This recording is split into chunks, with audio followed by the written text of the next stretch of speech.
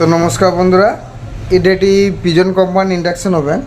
তো এটার প্রবলেম হচ্ছে এটা কোনো রকমভাবে পাওয়ার আসছে না, অর্থাৎ ইন্ডাকশানটার মধ্যে দেখুন পাওয়ার দেওয়ার পরে দেখুন কোনো রকমভাবে পাওয়ার নেই।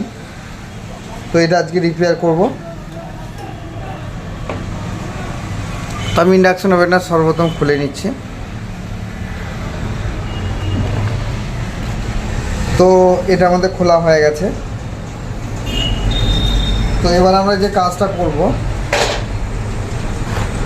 তো এটার সর্বপ্রথম আমরা দেখব সার্কিট বোর্ডটা। তো এটার মধ্যে দেখুন এই যে কন্ডেন্সারটা রয়েছে, এটা দেখুন ব্লাস্ট হয়ে গেছে, যে কারণের জন্য এটা কাজ করছে না। তো এই যে কন্ডেন্সারটা যে দেখুন এটা ব্লাস্ট হয়ে গেছে।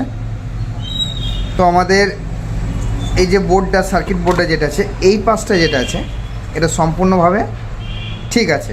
অর্থাৎ এই যে পাওয়ারের, হ্যাঁ, এই দিকটা হচ্ছে আমাদের পাওয়ার সাপ্লাই, আর এদিকটা হচ্ছে আমাদের আইএসবিটি সেকশন এবং হাই ভোল্টেজ সেকশন। তো এটা সম্পূর্ণভাবে ঠিক আছে, এই দিকটা আমাদের প্রবলেম আছে।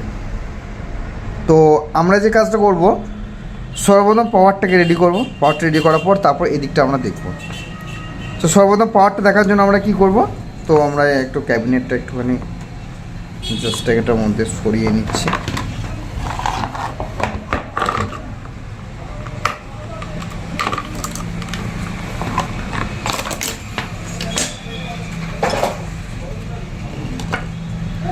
তো আমরা সর্বপ্রথম এই যে ক্যাপাসিটারটা যেহেতু নষ্ট হয়ে গেছে, তো ক্যাপাসিটারটা আমরা সার্কিট বোর্ড থেকে তুলে নেব।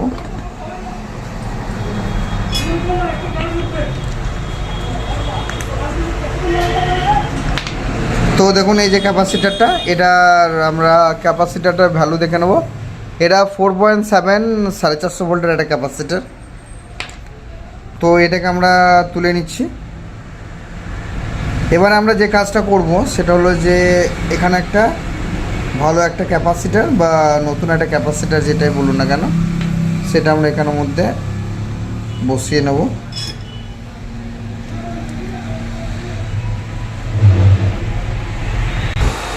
তো আমাদের এখানে দেখুন একটা ক্যাপাসিটার আমরা নিয়ে নিয়েছি। এটা হচ্ছে 450 ভোল্টের 4.7 মাইক্রোফ্যারাড। তো এটা আমরা ক্যাপাসিটারটা প্লাস মাইনাস দেখে এখানের মধ্যে জাস্ট আটকে নেব।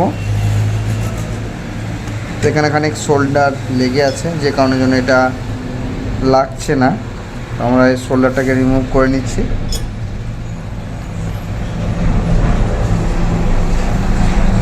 তো আমাদের ক্যাপাসিটারটা এখানের মধ্যে বসানো হয়ে গেছে।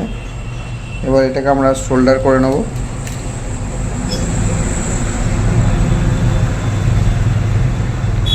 তো এটা শোল্ডার হয়ে গেছে। এবার আমরা একবার পাওয়ার দিয়ে দেখব। ও সরি, তার আগে একটা কাজ আছে। সেটা হলো যে এখানে দেখুন একটা 22 ওহমের রেজিস্টার রয়েছে, এই যে এখানটা লক্ষ্য করে রাখুন। তো এখানে একটা 22 ওহমের যে রেজিস্টারটা রয়েছে, এই রেজিস্টারটা আমরা একবার চেক করব মাল্টিমিটারে। তো অবশ্যই একবার চেক করে নিচ্ছি আমরা।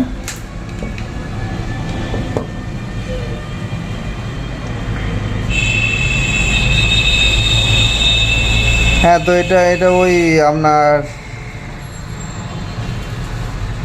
21-22 এরকম একটা কিছু রিডিং আসছে। তো মোটামুটিভাবে কন্ডেন্সারটা আমাদের রেজিস্টারটা আমাদের ঠিক আছে। এবার আমরা এটাকে পাওয়ার দিয়ে দেখবো একবার। কোনো রকম বিপ সাউন্ড নেই। তো এবারে আমাদের যে কাজটা করব সেটা হলো যে এই প্যানেলটা একবার খুলে নিই। তো আমাদের এই যে ক্যাপাসিটারটা রয়েছে, এখানে আমাদের ঠিকঠাকভাবে ভোল্টেজটা আসছে কিনা সেটা আমরা একবার চেক করব।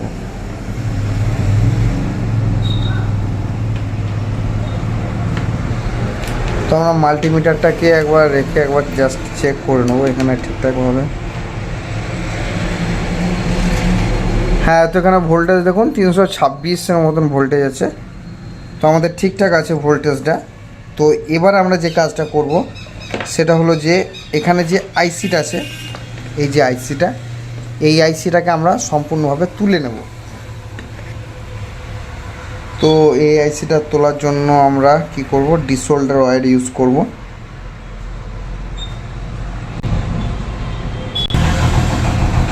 তো আমরা ডিসোল্ডার ওয়্যারের সাহায্যে এটাকে আইসিটাকে তুলে নেব।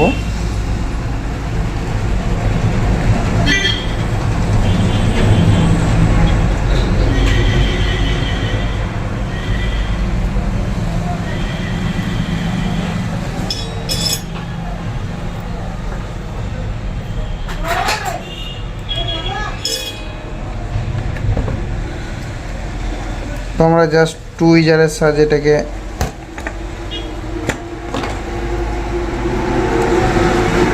আইসিটাকে আমরা সম্পূর্ণভাবে এখান থেকে, সরি চিমটেটা, হ্যাঁ, তো দেখুন এই আইসিটা সম্পূর্ণভাবে উঠে গেছে। তো এটার নাম্বারটা আমরা একটুখানি দেখে নেব। তো এটার নাম্বারটা হচ্ছে আপনার, হ্যাঁ একটু অস্পষ্ট আসছে। তো এই আইসিটার নাম্বার হচ্ছে DK106, অর্থাৎ এটা DK106 এটার নাম্বার। তো আমরা কি করব, এখানে একটা সেম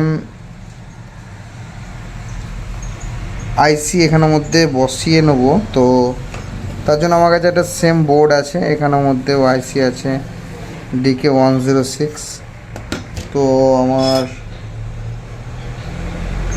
এখানে একটা সেম আইসি আছে, এটার নাম্বার হচ্ছে DK106। তো এটাকে আমরা এই সার্কিট বোর্ডের মধ্যে একটুখানি বসিয়ে অ্যাটাচ করে নেব।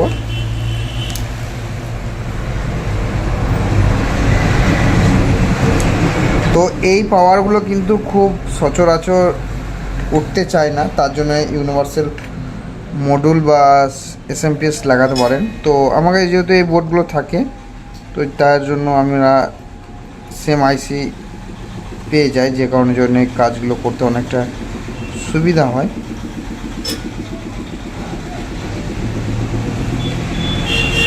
তো আমাদের আইসিটা এখন বসানো কমপ্লিট হয়ে গেছে। এবার আমরা একবার চেক করব। যেহেতু আমার রাস্তার সামনে দোকান, তো একটুখানি শব্দ হয়, তো আপনারা এটা একটু ম্যানেজ করে নেবেন। হ্যাঁ, তো দেখুন বিপ সাউন্ড দিয়েছে, আর একবার দেখায় আপনাদেরকে। হ্যাঁ, তো বিপ সাউন্ড দিয়ে দিয়েছে। এবার আমরা ভোল্টেজগুলো একবার চেক করে নেব। আপনার মাল্টিমিটারটা অবশ্যই লক্ষ্য রাখুন।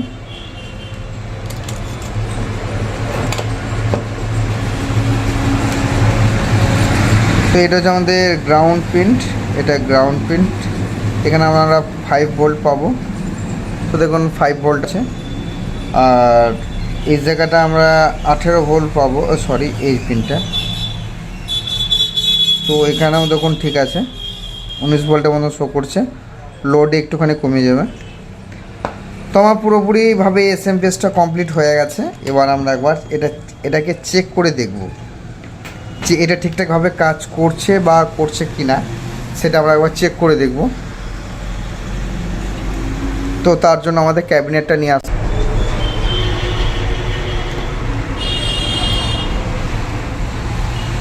তো আমাদের এটা ক্যাবিনেটটা।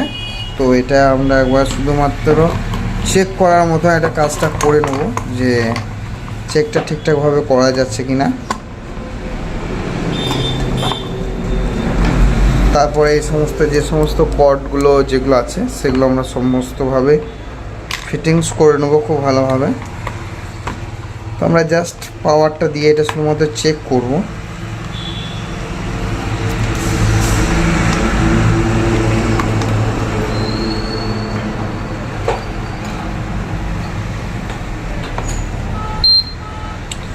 তো দেখুন প্যানেলটার মধ্যে অবশ্যই কারেন্ট এসে গেছে। তখন দেখুন 1000 ওয়াট এবং E0 দেখাচ্ছে। তো আমরা এখানে একটা পাত্র জাস্ট হাতের মধ্যে জাস্ট টাচ করে ধরে নেব। তো আমি সর্বপ্রথম সিরিজ লাইনে চেক করলাম। তো এবারে মেন লাইনে একবার চেক করে নেব। তো ডিসপ্লেটা আপনারা দেখুন, ডিসপ্লেটা 1000 ওয়াটেজ আছে।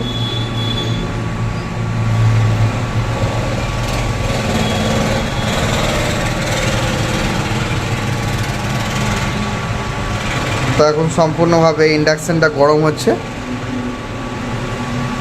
দেখতে পাচ্ছেন। তো আমরা একবার অফ করে নিচ্ছি। তো দেখুন এখন 1000 ওয়াটেজের মধ্যেই আছে। আমরা অফ করে নিলাম।